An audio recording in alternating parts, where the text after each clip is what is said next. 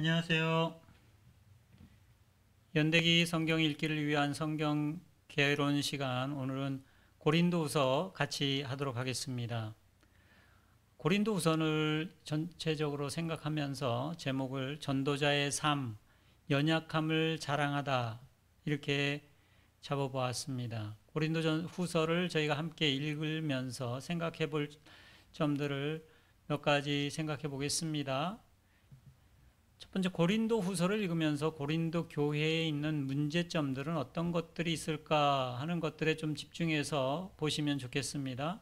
두 번째, 사도 바울이 자신의 사도직과 사역에 변화하는 방법을 주의하며 읽으며 그의 삶과 복음과 연관 지어서 한번 이 고린도 후서를 읽어보시면 좋겠습니다. 세 번째로는 사도 바울이 교회와의 관계의 어려운 면을 이야기하면서 예루살렘 교회를 위한 연보에 대해 2장에 걸쳐서 이야기하는 이유에 대해서 생각해 보시면 좋겠습니다.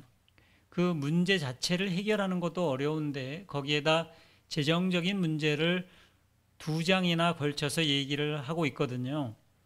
그 다음에 네 번째로는 사도 바울이 고린도 후서를 통해서 말씀하는 약함의 리더십과 요즘의 현대 교회의 리더십과의 관계를 한번 생각해 보시기 바랍니다.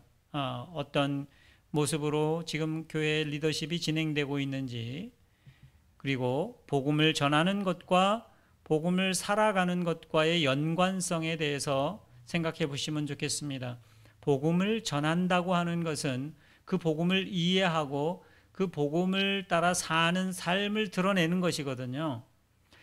이런 점들을 한번 생각해 보시면서 고린도후서를 읽으시면 도움이 되리라고 생각되어집니다. 먼저 전체적인 개론적인 내용들을 한번 살펴보겠습니다. 우리는 잘 아는 대로 저자는 1장 1절에서 사도 바울이 디모데와 함께 그 서신을 기록하고 있다고 말하고 있습니다.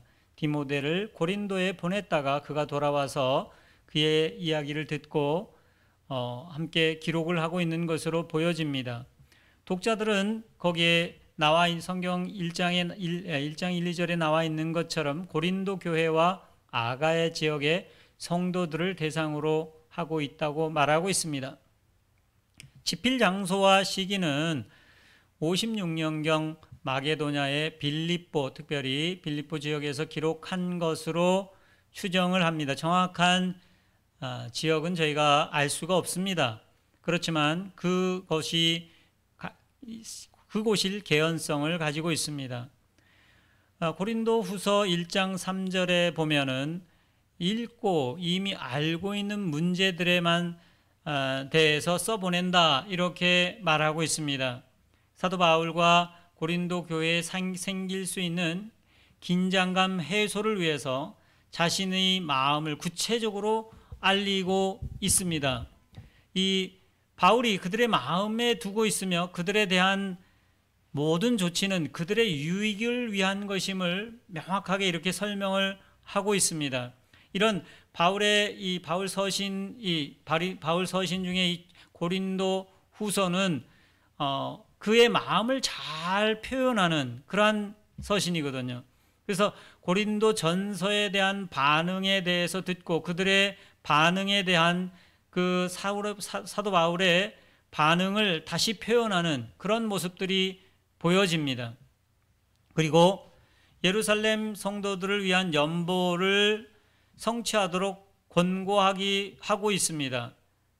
그리고 사도 바울을 대적하는 약간의 유대인의 무리들에 대한 권명과 권고가 나오고 있습니다.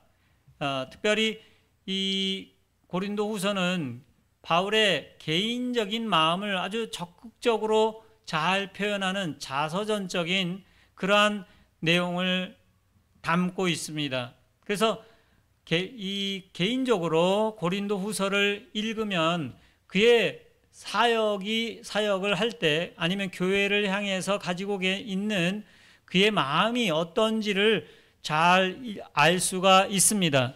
다시 한번 고린도 후서의 목적을 그냥 성경에 나와 있는 대로 한번 보도록 하겠습니다.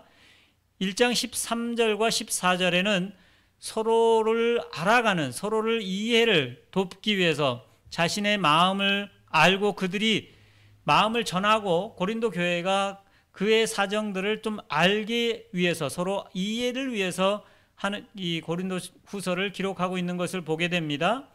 1장 15절에서 2장 4절을 보면은 간다고 했는데, 고린도에 들른다고 했는데 가지 못한 것에 대한, 계획이 변경된 것에 대해서 해명하는 내용이 나오고 있습니다. 그리고 2장 16절부터 6장 13절까지는 새 언약의 일꾼인 자신의 직분에 대해서 설명을 합니다.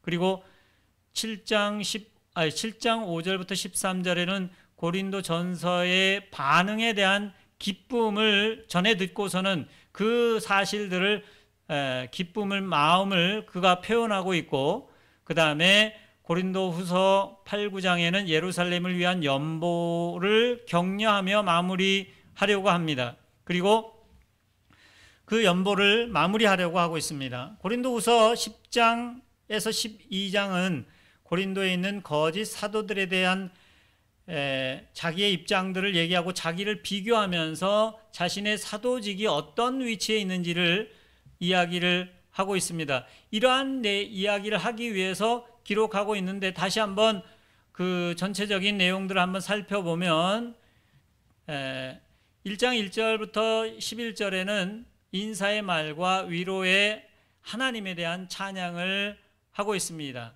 그리고 1장 12절부터 2장 13절까지는 방문 계획에 대한 그 변경이 왜 변경되었는지 이야기하면서 그리고 있고, 그 다음에 그런 계획에 대한 얘기들을 하다가 이제 자연스럽게 2장 14절부터 7장 4절까지는 그 새 언약의 일꾼으로서의 바울의 사역에 대해서 얘기를 하고 있습니다. 이것은 어떤 면에서는 그의 대적자들과는 대조되는 그러한 면들을 잘 보여주고 있습니다. 그래서 우리는 그리스도의 향기라, 그렇게 자신들을 표현하고 있습니다. 그리스도의 향기로 일하고 있고, 그 다음에 천거서에 대한 문제에 대해서 그 고린도 교회 성도들 자체가 저희 천거서를 다시 할 필요가 없다라고 말하고 있습니다. 그리고 모세보다도 어떤 면에서는 더 나은 그 영광을 가진 새 언약의 일꾼이라고 자기를 소개하고 있습니다. 그리고 그러한 놀라운 그리스도의 보배를 담는 질그릇으로 이 일꾼들을 소개하고 있고, 그 다음에 화목하게 하는 새로운 그 피조물로 하나님과 사람 사이에, 또 사람들과 사람들 사이를 화목케 하는 직분자라고 소개를 하고 있습니다. 그리고 이러한 일에 하나님의 성전으로 모든 사람 성도들이 이 하나님의 성전이라는 것을 이야기하고 있습니다. 그래서 새 언약의 일꾼들이 그 지금 어떤 면에서 사도 바울을 대적하는 사람들과는 현격하게 차이가 나는 그런 그 신학적인 일면들을 그려주고 있습니다. 여기에는 특별히 복음의 핵심인 복음의 고린도 전서가 그리스도의 십자가를 주로 얘기를 하고 있다고 하면, 이 고린도 후서에서는 예수 그리스도의 부활로 말미암은 그러한 결과물로 이루어진 그러한 성과들을 주로 집중해서 그 자신의 신분을 이야기를 해주고 있습니다. 이제 2장 13절의 그 변경, 그 고린도 교회를 방문하려고 하던 그러한 얘기에서 이어지면서 7장 5절에서 16절에는 고린도 교회의 태도에 대한 그 마음을 이야기를 하고 있습니다. 그리고 8장에서 9장은 연보에 대해서, 10장에서 13장까지는 이제 거짓 사도들에 대한 개인적인 변호와 마지막 권면을 하고 있습니다. 이러한 줄거리로 쭉 이야기를 하고 있는데, 이 전반적인 내용이 한번 다시 보시면 이 10장에서 사도 바울이 주로 얘기하는 그 거짓 사도들과 비교를 하면서 자신의 입장을 얘기를 하는데, 자기가 그들이 가지고 있는 그 언어와 그들의 능력과 권세와 이러한 모든 것보다 부족할 것이 없는 그런 사도이지만, 그러나 자신이 정말 자랑하고자 하는 것은 자신이 그리스도 안에서 정말 연약한 자로 하나님이 자신을 통해서 일하신다고 하는 것을 강조해서 이야기를 하고 있습니다. 전체적인 내용들을 통해서 볼 수 있는 것은 이 고린도후서의 핵심적인 얘기는 고린도전서가 그리스도의 십자가와 죽으심이 교회의 온갖 문제를 해결하는 기초로 강조하고 있는데, 고린도후서에서는 그리스도의 부활로 성취해 놓으신 그런 영광스러운 결과에 초점을 맞추고 있습니다. 그 결과는 마치 고린도전서 1장 26절에서 31절이 어떻게 가능한지를 사도 바울이 자신의 삶과 사역을 통해서 논증해 보여주고 있습니다. 고린도전서 1장 26절에서 31절은 하나님께서 성도들을 부르셨는데, 그 부른 성도들이 결코 세상에 자랑할 만한, 그런 내놓을 만한 어떤 세상적인 기준에 의해서 그들이 부름을 받지 않았다고 하는 것입니다. 그 사역자로서 일하는, 이 사도로서 일하는 사도 바울의 입장도 성도들을 부른 것과 동일한 입장에서 말하고 있습니다. 그가 자랑하는 것은 자신의 약한 부분을 담대하게 드러내고 말하고 있다고 하는 것입니다. 그리고 성도들을 향한 바울의 진심이 어떠한지와 지도자로서의 바울의 삶의 실제를 보여줌으로써 모든 성도들이 자신을 이해하고 관계가 회복되기를 기대하는 마음이 아주 구구절절히 나타나 있는 것을 보게 됩니다. 복음을 전하는 사역은 그 사역 자체가 이 복음을 증거하는 사역과 동떨어질 수가 없습니다. 사역자의 삶이 사실은 그 복음을 증거하거든요. 근데 예수 그리스도의 복음은 그 그리스도 스스로가 자신을 내어주는 삶이었고, 그의 약함을 통해서 하나님께서 그를 강하게 세우시고 왕으로 세우시는 그러한 모습들을 드러내고 있는데, 사도 바울은 이 모습을 그대로 복음을 전하면서, 그리스도를 전하면서 그 그리스도의 삶을 살아가는 모습을 고린도후서에서 그 마음의 태도부터 그가 당한 일들, 그리고 그가 성도들을 대하는 태도와 그의 대적자들을 대하는 태도를 통해서 보여주고 있습니다.